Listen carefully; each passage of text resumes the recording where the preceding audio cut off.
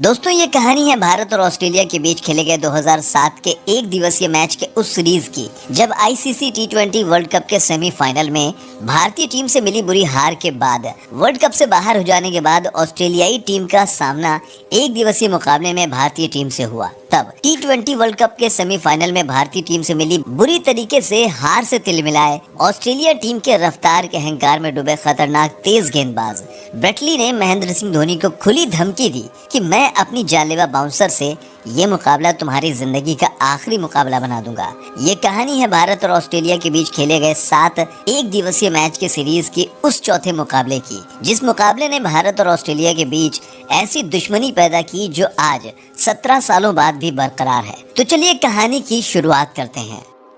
एक तरफ कातिल कंगारुओं की फौज, जिसके सल्तनत में मैथ्यू हेडन, एंड्रयू साइमन के रूप में क्रिकेट की दुनिया के हैवान थे, और Ricky Ponting, Adam Gilchrist, Michael Clarke जैसे क्रिकेट की दुनिया के महापराक्रमी धुरंधर महारथी बल्लेबाज, जिनके बस नाम से ही दुनिया के बड़े से बड़े गेंदबाजों के पैंट गीले हो जाते थे। तो गेंदबाजी खेमे में ब्रेट ली, मिचेल जॉनसन और नॉर्थन ब्रेकन जैसे कहर बरसाने वाले गेंदबाज थे, जो अपनी रफ्तार और जानलेवा बाउंसर से भारतीय बल्लेबाजों पर हैवानियत की सारी हदें पार करने के लिए किसी भूखे आदमखोर शेर की तरह पूरी तरीके से तैयार थे। तो वहीं भारतीय टीम में जहां एक क्रिकेटर के रूप में मौजूद है क्रिकेट के भगवान सचिन तेंदुलकर थे, और भारतीय क्रिकेट टीम को दुनिया की किसी भी घातक से घातक टीम की नजरों में नजरें डालकर टीम इंडिया को दादागिरी सिखाने वाले भारतीय क्रिकेट के दादा सौरभ गांगुली, और आईसीसी टी20 वर्ल्ड कप 2007 में दुनिया के बड़े से बड़े गेंदबाजों को कपड़े की तरह धोने वाले धोनी थे। तो वहीं ऑस्ट्रेलिया के पास ब्रेट ली का कहर था, और चाहे गेंद हो या बैट हो, दोनों से मैदान पर हैवानियत की सारी हदें पार करने वाला एंड्रयू साइमन था। हेलो, हाय, नमस्कार, आदाब, अस्सलाम वालेकुम, सत श्री अकाल। नमस्कार साथियों, स्वागत है आपका हमारे YouTube चैनल क्रिकेट एसटी में। आज हम अपने इस वीडियो के जरिए भारत और ऑस्ट्रेलिया के बीच 2007 में 7 वनडे मैच की सीरीज के चौथे मुकाबले की सांस रोक देने वाली कहानी लेकर आए हैं कि आखिरकार कैसे इन 7 एक दिवसीय मैच की सीरीज में ऑस्ट्रेलियाई टीम ने लगातार 3 मुकाबले में भारतीय टीम को भारतीय सरजमी पर ही हरा दिया था, और चौथे मुकाबले में भी जब लगभग ऑस्ट्रेलिया 99% मुकाबला जीत चुकी थी, लेकिन महेंद्र सिंह धोनी के द्वारा खेली गई एक तूफानी पारी और दुनिया को हैरान कर देने वाली कप्तानी ने कैसे कंगारुओं के जबड़े से जीत छीनकर पूरी ऑस्ट्रेलिया को एहसास दिला दिया था कि क्रिकेट की दुनिया में अब उनके बाप यानी महेंद्र सिंह धोनी का आगमन हो चुका है। साथियों, इन 7 एक दिवसीय मैच के सीरीज के चौथे मुकाबले में भारतीय टीम के कप्तान एम एस धोनी ने टॉस जीतकर पहले बल्लेबाजी करने का फैसला किया, और भारतीय टीम की तरफ से सचिन तेंदुलकर और सौरभ गांगुली की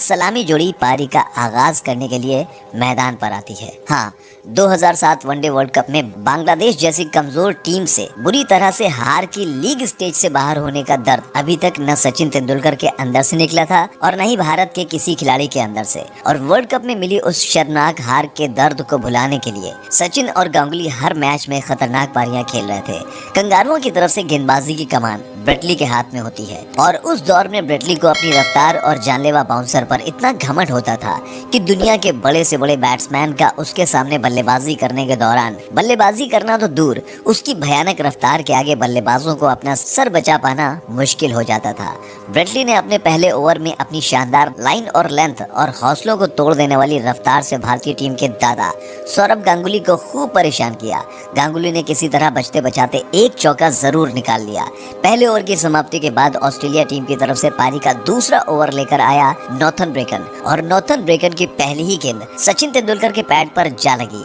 ब्रेकन ने जोरदार अपील की, जिसे देखकर एक क्षण के लिए ऐसा लगा कि इस मुकाबले में अंपायरिंग कर रहा सचिन तेंदुलकर के करियर का सबसे बड़ा दुश्मन umpire Steve Bucknor Sachin Tendulkar को आउट दे देगा। लेकिन शुक्र मानो कि ये मुकाबला इंडिया में खेला जा रहा था, और गलती से भी भारत और ऑस्ट्रेलिया के बीच ये मुकाबला ऑस्ट्रेलिया या किसी दूसरे देश में खेला जा रहा होता तो स्टीव बकनर पक्का सचिन तेंदुलकर को आउट करार दे देता, क्योंकि ऐसा कहा जाता है कि गेंदबाजों से ज्यादा तो बकनर ने सचिन तेंदुलकर को गलत आउट करार दिया है, क्योंकि वो वेस्ट इंडीज का अंपायर था और वो नहीं चाहता था कि सचिन तेंदुलकर वेस्ट इंडीज के महान बल्लेबाज ब्रायन लारा का रिकॉर्ड तोड़ सके। ऑस्ट्रेलियाई टीम की तरफ से गेंदबाजी में पारी का तीसरा ओवर लेकर आता है एक बार फिर से अपने रफ्तार के अहंकार में डूबा ब्रेट ली, और ब्रेट ली की पहली ही गेंद पर विकेट कीपर जोरदार अपील करता है, लेकिन सामने मौजूद अंपायर सुरेश शास्त्री ने सचिन तेंदुलकर को नॉट आउट करार दिया, जबकि स्पष्ट देखा जा रहा था कि गेंद सचिन तेंदुलकर के बैट से लगने के बाद विकेट कीपर के दस्तानों में गई थी। सचिन तेंदुलकर को जीवन दान मिल चुका था। उसके बाद भी ऑस्ट्रेलिया टीम की घातक गेंदबाजी के आगे अगले 5 ओवरों में भारतीय टीम का स्कोर सिर्फ 12 रन था, जिसमें 22 और एक वाइड के चलते 5 रन आए थे और सौरभ गांगुली के बल्ले से 6, वहीं सचिन तेंदुलकर के बल्ले से 18 गेंद पर सिर्फ और सिर्फ 1 रन आए थे। इससे आप ऑस्ट्रेलिया की टीम की घातक गेंदबाजी का अंदाजा बखूबी लगा सकते हैं। लेकिन जब भारतीय टीम का स्कोर 5 ओवर में मात्र 13 होता है, अब गांगुली अटैक करने का डिसाइड करते हैं और नॉर्थन ब्रेकन की गुड लेंथ पर गांगुली शानदार कवर ड्राइव लगा के दर्शकों को जोश और थोड़ा जुनून भरने का काम जरूर करते हैं। नॉर्थन ब्रेकन की पहली ही गेंद पर चौका लगाने के बाद सौरभ गांगुली का कॉन्फिडेंस कुछ ऊपर आया, जिसके चलते गांगुली ने इस ओवर में एक और कवर ड्राइव लगाकर ये बता दिया कि उन्हें ऑफ साइड का भगवान क्यों कहा जाता है। सौरभ गांगुली ने जहां एक तरफ पूरी तरीके से मूड बना लिया था कि अब वो चाहे उनका विकेट बचे या ना बचे, लेकिन वो कंगारू टीम की खतरनाक गेंदबाजी को तहस नहस करके ही मानेंगे, तो वहीं दूसरी छोर पर सचिन तेंदुलकर का अभी भी ऑस्ट्रेलिया टीम के तेज गेंदबाज ब्रेटली, नॉर्थन ब्रेकन और मिशन जॉनसन अपनी घातक गेंदबाजी से अग्नि परीक्षा ले रहे थे। 10 ओवर के खेल की समाप्ति हो चुकी थी और अभी भी भारतीय टीम का स्कोर 35 रन था, जिसमें 25 रन तो सिर्फ सौरभ गांगुली के बल्ले से आए थे, बाकी 7 रन एक्स्ट्रा के रूप में आए थे। तो वहीं सचिन तेंदुलकर के बल्ले से सिर्फ और सिर्फ 3 रन आए थे। सचिन तेंदुलकर की ये धीमी शुरुआत कहीं ना कहीं ऑस्ट्रेलिया टीम के कहर बरसाते गेंदबाजों के आतंक की गवाही दे रहा था और भारतीय टीम के इन दोनों ओपनर बल्लेबाजों की धीमी शुरुआत भारतीय टीम को हार की तरफ ले जा रहा था। ऐसी हालत में भारतीय टीम की इस धीमी शुरुआत को देखकर भारतीय क्रिकेट फैंस पूरी तरीके से निराश थे। तब सचिन तेंदुलकर ने भी ये डिसाइड कर लिया कि अब चाहे उनका विकेट बचे या ना बचे, लेकिन अब वो भी कंगारू टीम की घातक गेंदबाजों के रफ्तार का मुंहतोड़ जवाब देकर ही मानेंगे। ऐसी हालत में ऑस्ट्रेलियाई टीम की तरफ से गेंदबाजी में पारी का 15वां ओवर लेकर आए होप की पहली गेंद पर सचिन तेंदुलकर ने जबरदस्त कवर ड्राइव लगाकर, तो वहीं तीसरी गेंद पर ऑन साइड के क्षेत्र में एक झन्नाटेदार चौका लगाकर सचिन तेंदुलकर ने सौरभ गांगुली की तरह कंगारू गेंदबाजों के सामने भीषण रण का बिगुल बजा दिया। इस दौरान सचिन तेंदुलकर और खास करके सौरभ गांगुली ने अपने रफ्तार के अहंकार में डूबे ऑस्ट्रेलियाई गेंदबाजों की जमकर कपड़े की तरह धुलाई करना शुरू करके मैदान के हर कोने में चौके और छक्के लगाकर ऑस्ट्रेलियाई गेंदबाजों को खून के आंसू रुलाते हुए भारतीय टीम के स्कोर को 100 रनों के करीब पहुंचाकर भारतीय टीम को एक मजबूत और ठोस शुरुआत दिलाई। सचिन तेंदुलकर और खास करके सौरभ गांगुली जिस तरीके से कंगारू गेंदबाजों पर प्रहार कर रहे थे, उसे देखकर ऐसा लग रहा था कि आज दादा मानो कंगारुओं से आईसीसी वर्ल्ड कप 2003 में मिले हार का बदला सूद समेत ले लेंगे। लेकिन जब भारतीय टीम का स्कोर 100 रनों के करीब था, तब ऑस्ट्रेलिया टीम की तरफ से गेंदबाजी में पारी का 19वां ओवर लेकर आए होप की गेंद पर सौरभ गांगुली कैच आउट होकर पवेलियन चलते बने। दादा सौरभ गांगुली के आउट हो जाने के बाद भारतीय टीम की तरफ से 3 नंबर पर बल्लेबाजी करने आता है भारतीय टीम का वो बब्बर शेर, जिसका बस जन्म ही हुआ था क्रिकेट की दुनिया में एक छत्र फैले कंगारुओं के साम्राज्य को तहस नहस करने के लिए। जी हाँ, मैं बात कर रहा हूँ बब्बर शेर युवराज सिंह की। सौरभ गांगुली के आउट हो जाने के बाद भारतीय टीम पर थोड़ा सा दबाव आ गया था, जिसके चलते कंगारू टीम के गेंदबाज अब एक बार फिर से भारतीय टीम पर हावी होना प्रारंभ कर चुके थे, जिसके चलते रन रेट काफी नीचे जाने लगा था। ऑस्ट्रेलिया की टीम की तरफ से गेंदबाजी में पारी का 26वां ओवर लेकर आए ब्रेड हॉक के ओवर में युवराज सिंह ने 1 नहीं 2 नहीं बल्कि 3 चौके जड़कर, तो वहीं ब्रेड हॉक के बाद ऑस्ट्रेलिया टीम की तरफ से गेंदबाजी में पारी का 28वां ओवर लेकर आया ऑस्ट्रेलियाई टीम का सबसे बड़ा हैवान एंड्रयू साइमन के ओवर में युवराज सिंह ने बैक टू बैक 2 चौके के बाद गेंदबाजी में पारी का तीसरी बार लेकर आया रफ्तारी के अहंकार में डूबे नॉर्थन ब्रेकन के ओवर में बैक टू बैक 2 चौके के साथ युवराज सिंह ने कुल 7 चौके ठोक कर न सिर्फ भारतीय टीम के रन स्कोर को तेजी के साथ आगे बढ़ाया, बल्कि इस दौरान सचिन तेंदुलकर के साथ मिलकर 83 रनों की पार्टनरशिप करके कंगारुओं को खून के आंसू रुलाना प्रारंभ किया था युवराज सिंह ने। लेकिन इसी बीच ऑस्ट्रेलियाई टीम की तरफ से गेंदबाजी में पारी का 36वां ओवर लेकर आए जेम्स होप ने भारतीय टीम और भारतीय क्रिकेट फैंस को सबसे बड़ा झटका दिया युवराज सिंह को रिकी पोंटिंग के हाथों कैच आउट करवाकर। युवराज सिंह ने आउट होने से पहले 7 चौकों की मदद से 39 रनों की पारी खेली थी। जी हाँ साथियों, जब युवराज सिंह आउट हुए उस समय भारतीय टीम का स्कोर 174 रन था। युवराज सिंह के आउट हो जाने के बाद भारतीय टीम की तरफ से मैदान पर बल्लेबाजी करने आया भारतीय सल्तनत का वो सरदार, जिसने जब से भारतीय सल्तनत की बागडोर अपने हाथ में ली थी तब से ऑस्ट्रेलिया, इंग्लैंड, पाकिस्तान जैसी टीम जिनका एक छत्र राज था क्रिकेट की दुनिया में, ऐसी विकराल महाप्रचंड टीमों के एक छत्र राज को तहस नहस करके इस भारतीय सल्तनत के सरदार ने उनकी बादशाहत को सरे बाजार नीलाम करके हिंदुस्तान क्रिकेट टीम के सर पर क्रिकेट की दुनिया की नए बादशाह का ताज सजा दिया था। जी हाँ साथियों, अब तो आप समझ ही गए होंगे मैं किसकी बात कर रहा हूँ। जी हाँ, मैं बात कर रहा हूँ the legend of world cricket Mahendra Singh Dhoni की। और ऐसा हो ही नहीं सकता कि महेंद्र सिंह धोनी बैटिंग करने आए और मैदान का तापमान न बढ़े, विरोधी टीम के गेंदबाजों की गर्मी न बढ़े, विरोधी टीम के गेंदबाजों के पसीने न छूटे। जी हाँ, कुछ ऐसा ही हुआ जब महेंद्र सिंह धोनी ने मैदान पर आने के बाद युवराज सिंह को आउट करने वाले जेम्स होप्स की गेंद पर वज्र की तरह ऐसा करारा प्रहार किया कि गेंद धोनी के बैट से लगने के बाद बंदूक से निकली गोली की रफ्तार से मैदान को चीरती हुई बाउंड्री लाइन के बाहर 6 रनों के लिए जा पहुंची। धोनी ने होप्स की 5वीं गेंद पर चौका लगाने के बाद होप्स की 6ठी गेंद पर भी चौका लगाकर उससे युवराज सिंह के विकेट का प्रति धोनी के बाद सचिन तेंदुलकर ने भी अपने हाथ खोलते हुए ऑस्ट्रेलियाई टीम की तरफ से गेंदबाजी करने आए मिचेल जॉनसन की गेंद पर शानदार हुक शॉट लगाकर गेंद को बाउंड्री लाइन के बाहर 4 रनों के लिए भेजकर भारतीय टीम के स्कोर को 200 रनों के करीब पहुंचा दिया। लेकिन इसी बीच जब भारतीय टीम का स्कोर 221 रन था और सचिन तेंदुलकर 79 रन बनाकर अपने शतक की तरफ बढ़ रहे थे, तब ब्रेटली के एक डायरेक्ट थ्रो से सचिन तेंदुलकर रन आउट होकर पवेलियन की तरफ चलते बने। सचिन तेंदुलकर के रन आउट होने के बाद मैदान पर बल्लेबाजी करने आए राहुल द्रविड़, और राहुल द्रविड़ ने मैदान पर आने के बाद नॉर्थन ब्रेकन की गेंद पर बैक टू बैक 2 चौका लगाने के बाद ब्रेकन की 3री गेंद पर बोल्ड होकर राहुल द्रविड़ भी पवेलियन की तरफ चलते बने। राहुल द्रविड़ के आउट हो जाने के बाद मैदान पर बल्लेबाजी करने आए रॉबिन उथप्पा। अब यहाँ से 46 ओवरों का खेल समाप्त हो चुका था और भारतीय टीम का स्कोर था 240 रन। अब यहाँ से मात्र 4 ओवरों का खेल बचा हुआ था, जिसे देखकर यही लग रहा था कि भारतीय टीम अब यहाँ से ज्यादा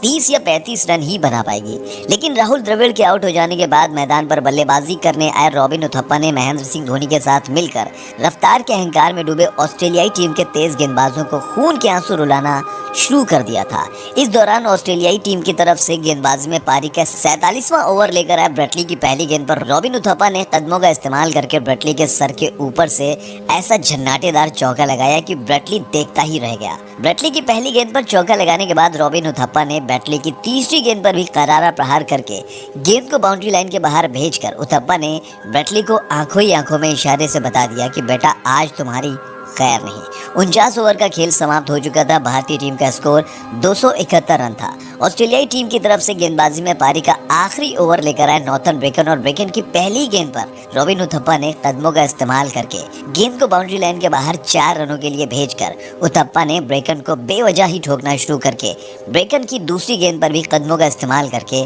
उस पर करारा प्रहार करके गेंद को बाउंड्री लाइन के बाहर भेजकर रॉबिन उथप्पा ने नॉर्थन ब्रेकन की रफ्तार पर ब्रेक लगा दिया। नॉर्थन ब्रेकन की 2 गेंदों पर बैक टू बैक चौका लगाने के बाद रॉबिन उथप्पा ने ब्रेकन की 3री गेंद पर सिंगल लेकर स्ट्राइक महेंद्र सिंह धोनी को दे दिया और महेंद्र सिंह धोनी ने नॉर्थन ब्रेकन की 4थी गेंद डॉट हो गए, जिसे देखकर नॉर्थन ब्रेकर को ये लगा कि अब वो शायद वापसी कर ले जाएंगे। लेकिन महेंद्र सिंह धोनी ने नॉर्थन ब्रेकन की 5वीं गेंद पर ऐसा करारा प्रहार किया कि गेंद महेंद्र सिंह धोनी के बैट पर लगने के बाद धोनी से रहम की भीख मांगते हुए सीधे बाउंड्री लाइन के बाहर 4 रनों के लिए जा पहुंची। अब महेंद्र सिंह धोनी 44 रन पर पहुंच चुके थे और इस पारी के आखिरी ओवर की आखिरी गेंद अभी भी बची हुई थी और महेंद्र सिंह धोनी को अपना अर्धशतक पूरा करने के लिए 6 रनों की जरूरत थी। पारी का आखिरी ओवर हो और आखिरी गेंद हो और अगर स्ट्राइक पर महेंद्र सिंह धोनी हो तो 140 करोड़ भारतीयों के साथ साथ सामने वाला गेंदबाज भी ये समझ जाता था कि धोनी तो छक्का ठोकेगा ही। और कुछ ऐसा ही हुआ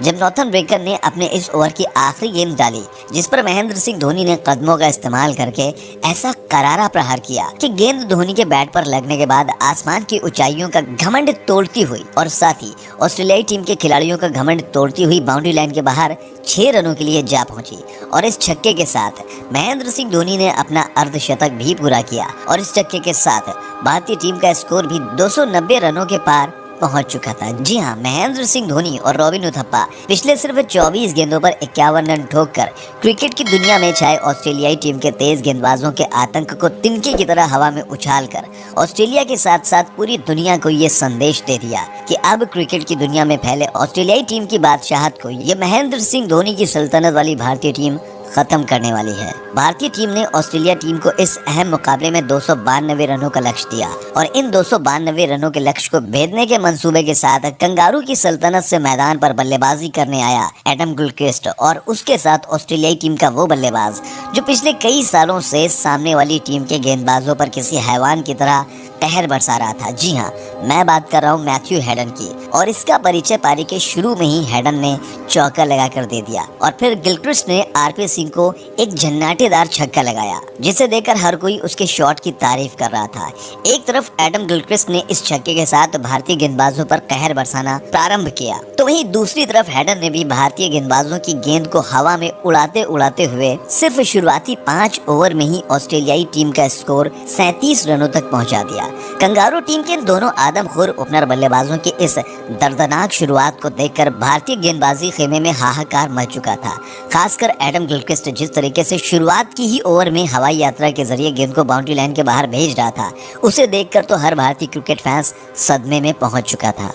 एडम गिलक्रिस्ट के इस तूफानी पारी को देखकर भारतीय टीम के कप्तान महेंद्र सिंह धोनी ने अब डिफेंस फील्डिंग की जगह पर रक्षात्मक फील्डिंग लगाने का निर्णय किया और 30 गज के घेरे में खड़े जहीर खान को जिस तरफ एडम गिलक्रिस्ट गेंद को हवा में उछालकर बेरहमी से उस पर प्रहार कर रहा था, उसी क्षेत्र में महेंद्र सिंह धोनी ने जहीर खान को फील्डिंग के लिए लगाया। महेंद्र सिंह धोनी की ये चतुराई भरी फील्डिंग काम आई तब जब भारतीय टीम की तरफ से गेंदबाजी में पारी का छठा ओवर लेकर आए आरपी सिंह और आरपी सिंह की पहली ही गेंद पर एडम गिलक्रिस्ट किसी भूखे शेर की तरह टूट पड़ा और गेंद को बाउंड्री लाइन के बाहर भेजने के लिए उस पर जोरदार प्रहार किया, लेकिन गेंद उसके बैट पर पूरी तरीके से आई नहीं और बाउंड्री लाइन पर खड़े जहीर खान के हाथों में जा समाई। इस तरीके से महेंद्र सिंह धोनी की चतुराई भरी फील्डिंग और आरपी सिंह की गेंदबाजी ने मिलकर भारतीय टीम को पहली सफलता दिलाई। एडम गिलक्रिस्ट के आउट हो जाने के बाद ऑस्ट्रेलियाई टीम की तरफ से मैदान पर बल्लेबाजी करने आया रिकी पोंटिंग। ऑस्ट्रेलिया को पहला बड़ा झटका लग चुका था और ऑस्ट्रेलिया के कप्तान रिकी पोंटिंग मैदान पर बल्लेबाजी करने आ चुके थे। जैसे कि हम सभी को पता है कि ऑस्ट्रेलियाई टीम की सदियों की प्रथा थी कि विकेट गिरे तो गिरे पर रन न रुके और इसी परंपरा को परंपरागत तरीके से ऑस्ट्रेलिया की तरफ से ओपन करने आए मैथ्यू हेडन और एडम गिलक्रिस्ट ने जारी रखा भारतीय गेंदबाजों की गेंद पर बेदर्द तरीके से प्रहार करते हुए। जहां एक तरफ पूरी भारतीय टीम ने 50 ओवरों में सिर्फ 4 छक्के लगाए थे, वहीं ऑस्ट्रेलिया की तरफ से छक्कों की बरसात हो रही थी और अब तक सिर्फ 18 ही ओवर में ऑस्ट्रेलियाई टीम के इन दोनों खतरनाक बल्लेबाजों ने मिलकर 4 छक्के ठोकने के साथ साथ ऑस्ट्रेलिया की टीम के स्कोर को भी सिर्फ 18 ओवरों की समाप्ति तक ही 120 रनों के पार पहुंचा दिया था। रिकी पोंटिंग और मैथ्यू हेडन जिस तरीके से भारतीय गेंदबाजों की गेंद का संहार कर रहे थे, उसे देखकर ऐसा लग रहा था कि ये दोनों सिर्फ 40 ही ओवर में इस मुकाबले को समाप्त करके भारतीय टीम के माथे पर हार की कालिक पोत देंगे। लेकिन इसी बीच जब ऑस्ट्रेलियाई टीम का स्कोर 122 रन था, तब भारतीय टीम की तरफ से गेंदबाजी में पारी का 19वां ओवर लेकर आए इरफान पठान और इरफान पठान की गेंद पर महेंद्र सिंह धोनी ने यह डिसाइड कर लिया कि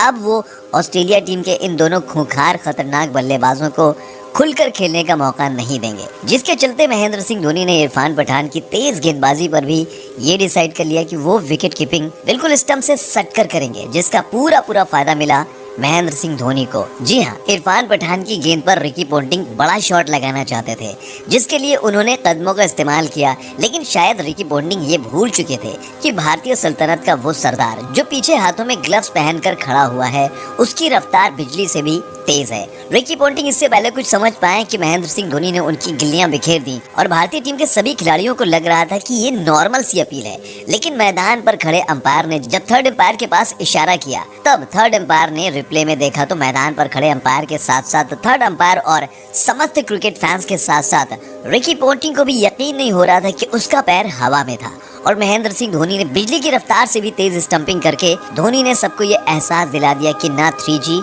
ना 4G, सबसे आगे है धोनी जी। और महेंद्र सिंह धोनी की इस अद्भुत असली स्टंपिंग पर मैं राइटर अभिषेक धोनी के लिए कुछ शब्द बयान करना चाहता हूँ। आशा करता हूँ कि आपका प्यार जरूर मिलेगा। तो अर्ज किया है कि भूतों वाला संसार, सच्चा वाला प्यार और महेंद्र सिंह धोनी की रफ्तार पर कभी शक नहीं करते हैं। रिकी पोंटिंग के आउट हो जाने के बाद कंगारू टीम की तरफ से मैदान पर बल्लेबाजी करने आते हैं माइकल क्लार्क। अब 20 ओवरों का खेल समाप्त हो चुका था और कंगारू टीम का स्कोर 124 रन होता है। क्लार्क आते ही अपना क्लास दिखाना शुरू कर देते हैं और एक चौका लगाकर अपनी पारी का आगाज करते हैं, लेकिन हरभजन सिंह उनको अपनी फिरकी में फंसाकर बोल्ड करके पवेलियन का रास्ता दिखा देते हैं। क्लार्क ने मात्र 6 रनों की पारी खेली थी। माइकल क्लार्क के आउट हो जाने के बाद ऑस्ट्रेलियाई टीम की तरफ से मैदान पर एंटर होता है एक ऐसा क्रिकेट का महामना जिसका शायद जन्म ही हुआ था भारतीय टीम और भारतीय क्रिकेट फैंस को खून के आंसू रुलाने के लिए, जिसे क्रिकेट की दुनिया का शैतान कहा जाता था। जी हाँ, मैं बात कर रहा हूँ महाविकराल, जिसे देखकर रातों में डरावने सपने आने लगे। जी हाँ, जिसका नाम था एंड्रयू साइमंड्स। ऑस्ट्रेलिया टीम के बैक टू बैक 2 विकेट गिर चुके थे, जिसे देखकर ऐसा लग रहा था कि शायद अब भारतीय टीम यहां से वापसी कर ले जाएगी। लेकिन जैसे मैंने पहले भी आपको बताया था कि ऑस्ट्रेलिया टीम का बस एक ही फंडा था, सदियों से विकेट गिरते रहे लेकिन वो सामने वाली टीम के गेंदबाजों पर प्रहार करना कभी भी बंद नहीं करते थे, जिसका जीता जागता उदाहरण दिया माइकल क्लार्क के आउट हो जाने के बाद मैदान पर बल्लेबाजी करने आए एंड्रयू साइमंड्स ने। माइकल क्लार्क को बोल्ड करने वाले हरभजन सिंह की पहली गेंद पर दर्दनाक प्रहार करके हवाई यात्रा के जरिए 6 रनों के लिए भेजकर एंड्रयू साइमंड के बाद मैथ्यू हेडन मुरली कार्तिक की गेंद पर बैक टू बैक 2 चौके जड़कर ऑस्ट्रेलिया टीम के रन स्कोर को तेजी से आगे बढ़ाना प्रारंभ करके स्कोर को 150 रनों के पार पहुंचा दिया। पहले सिर्फ मैथ्यू ही भारतीय गेंदबाजों पर कहर बरसा रहा था, लेकिन अब तो क्रिकेट की दुनिया का हैवान एंड्रयू साइमंड भी भारतीय गेंदबाजों पर जब काल बनकर टूटना प्रारंभ कर दिया, तब भारतीय गेंदबाजी खेमे में हाहाकार मच गया। क्या जहीर खान और क्या इरफान पठान और क्या आरपी सिंह और क्या हरभजन सिंह, तो वहीं क्या मुरली कार्तिक, जो भी कोई गेंदबाज गेंदबाजी के लिए आता उस पर ऑस्ट्रेलियाई टीम के ये दोनों रनों के भूखे दरिंदे बल्लेबाज किसी भूखे आदमखोर शेर की तरह टूट पड़ते थे। इस दौरान मैथ्यू हेडन 92 रनों पर बल्लेबाजी करते हुए तेजी के साथ अपने शतक की तरफ बढ़ रहा था, लेकिन तभी इसी दौरान जब मैथ्यू हेडन की तूफानी बल्लेबाजी से मरकार मच चुका था, तब भारतीय टीम की तरफ से गेंदबाजी में पारी का 34वां ओवर लेकर आए मुरली कार्तिक ने भारतीय क्रिकेट फैंस की टूटी सांसों में सांस डालने का काम किया और मैथ्यू हेडन को जहीर खान के हाथों कैच आउट करवाकर पवेलियन का रास्ता दिखाया। हेडन ने आउट होने से पहले 92 रनों की तूफानी पारी खेली थी। हेडन के आउट हो जाने के बाद ऑस्ट्रेलियाई टीम की तरफ से मैदान पर बल्लेबाजी करने आए ब्रेड हॉग। इस दौरान भारतीय टीम की तरफ से गेंदबाजी करने आए इरफान पठान और इरफान पठान की गेंद पर एंड्रयू साइमंड्स ने 1 नहीं 2 नहीं बल्कि 3 बैक टू बैक चौके लगाकर पूरी तरीके से भारतीय क्रिकेट फैंस पर और भारतीय खिलाड़ियों के हालात और जज्बात दोनों बदलकर ऑस्ट्रेलिया टीम के स्कोर को 200 रनों के पार पहुंचा दिया। अब यहां से ऑस्ट्रेलिया को जीत के लिए 70 रनों की जरूरत थी 71 गेंद पर, और अभी भी ऑस्ट्रेलिया टीम के 6 विकेट पूरी तरीके से सुरक्षित थे। और जिस प्रकार पहले मैथ्यू हेडन ने भारतीय गेंदबाजों पर तबाही मचाई और हेडन के आउट हो जाने के बाद अब साइमंड्स जिस तरीके से भारतीय बल्लेबाजों पर कहर बनकर टूट रहा था, उसे देखकर ऐसा ही लग रहा था कि अगर ऑस्ट्रेलिया के अभी भी 6 विकेट पूरी तरीके से सुरक्षित हैं और ब्रेड हॉग एंड्रयू साइमंड जैसा हैवान बल्लेबाज अभी भी मैदान पर मौजूद है, तो ऑस्ट्रेलिया को यहां से अब ये मुकाबला जीतने से दुनिया की कोई भी ताकत नहीं रोक सकती। ऐसे हालात में जब ऑस्ट्रेलिया का स्कोर 245 रन था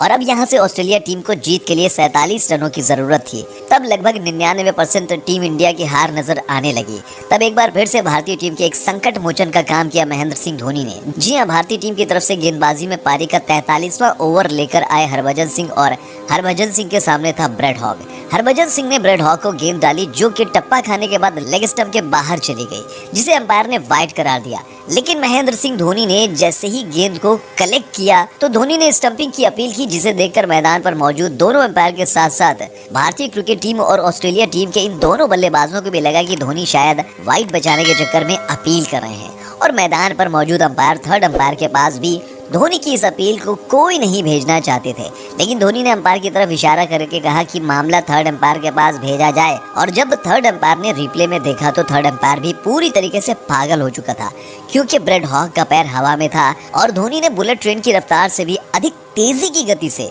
ब्रेड हॉग को स्टंपिंग करके यूं अचानक से हालात और जज्बात दोनों बदल दिए। थर्ड अंपायर के साथ साथ मैदान पर मौजूद अंपायर और सभी ऑस्ट्रेलियाई खिलाड़ी अपना माथा पीट रहे थे कि कैसे कोई इतनी तेजी के साथ बिजली की गति से भी अधिक तेजी के साथ स्टंपिंग कर सकता है। लेकिन कहते हैं ना, जो अनहोनी को भी होनी कर दे उसी को तो महेंद्र सिंह धोनी कहते हैं। धोनी के इस अद्भुत अविश्वसनीय स्टंपिंग को देखकर ऑस्ट्रेलियाई खिलाड़ियों के साथ साथ स्वयं क्रिकेट इतिहास के सबसे दिग्गज विकेट कीपर एडम गिलक्रिस्ट भी अपना माथा पीट रहे थे। जी हाँ, महेंद्र सिंह धोनी ने एक ऐसे समय पर भारतीय टीम को सबसे बड़ी सफलता दिलाई जब भारतीय टीम को विकेट की सबसे ज्यादा जरूरत थी। ब्रेड हॉग के आउट हो जाने के बाद ऑस्ट्रेलियाई टीम की तरफ से मैदान पर बल्लेबाजी करने आया जेम्स होप्स। ब्रेड हॉग के आउट हो जाने के बाद भारतीय खिलाड़ियों के साथ साथ भारतीय क्रिकेट फैंस भी जश्न मना रहे थे, लेकिन महेंद्र सिंह धोनी, सचिन तेंदुलकर और सौरव गांगुली जैसे खिलाड़ी अभी भी चिंता में डूबे हुए थे, क्योंकि अभी भी ऑस्ट्रेलियाई टीम की तरफ से एक ऐसा बल्लेबाज मौजूद था जो अकेले दम पर ऑस्ट्रेलिया के खिलाफ खेली जा रही इस क्रिकेट की जंग में ऑस्ट्रेलिया को जीत दिलाकर करोड़ों हिंदुस्तानियों के माथे पर हार की कालिक पोतने का दम रखता था, जो अभी भी इस मुकाबले में 65 रनों पर बल्लेबाजी कर रहा था। जी, हम बात कर रहे हैं एंड्रयू साइमंड की। साइमंड्स के रहते हुए भारतीय टीम के लिए जीत का सपना देखना निश्चित ही भारतीय टीम के लिए बेमानी था, जिसका जीता जागता उदाहरण पेश किया साइमंड्स ने। भारतीय टीम की तरफ से गेंदबाजी में पारी का 45वां ओवर लेकर आए इरफान पठान के ओवर में बैक टू बैक 2 चौके जड़ने के साथ साथ इस ओवर में कुल 12 रन ठोककर साइमंड्स ने ऑस्ट्रेलिया टीम के स्कोर को 46 ओवर की समाप्ति तक 270 रनों के करीब पहुंचा दिया। अब यहां से ऑस्ट्रेलिया को जीत के लिए 18 गेंदों पर सिर्फ और सिर्फ 24 रनों की जरूरत थी और ऑस्ट्रेलिया के अभी भी 5 विकेट पूरी तरीके से सुरक्षित थे। ऐसे में आप क्या कल्पना करेंगे कि यहाँ से इंडिया इस मुकाबले को जीत सकती है? अगर आप ये कल्पना करेंगे तो ये निश्चित ही आप अपने आप बेईमानी करेंगे, लेकिन कहते हैं ना कि किस्मत भी हमेशा बहादुरों का साथ देती है, और वही हुआ। भारतीय टीम की तरफ से गेंदबाजी में पारी का 47वां ओवर लेकर आए आरपी सिंह और